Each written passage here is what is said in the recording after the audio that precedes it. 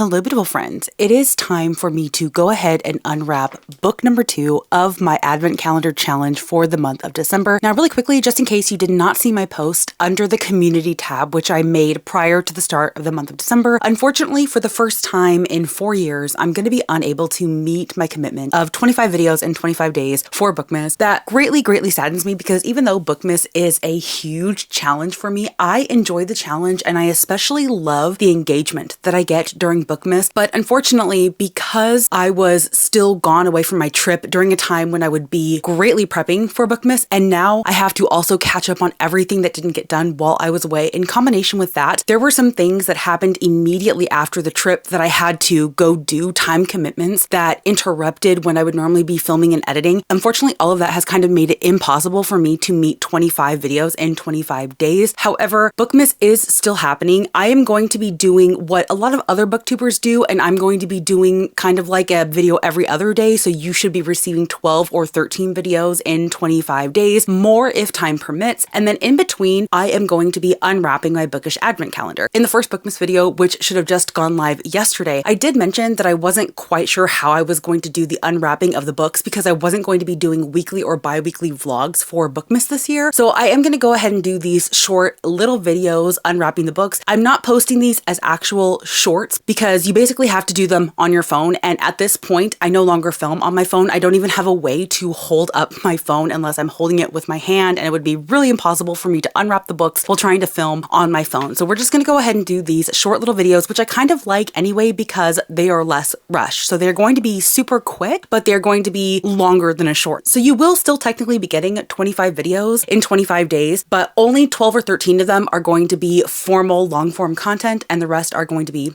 on the shorter side. So without further ado, let's go ahead and unwrap this. I'm going to go ahead and kind of loosen the tape and then we will rip off the wrapping paper together to see what is inside. Okay, so I have loosened the wrapping paper. We're going to go ahead and see what it is. Let's see. I'm trying to hold my microphone while doing this. Okay, 1, 2, 3.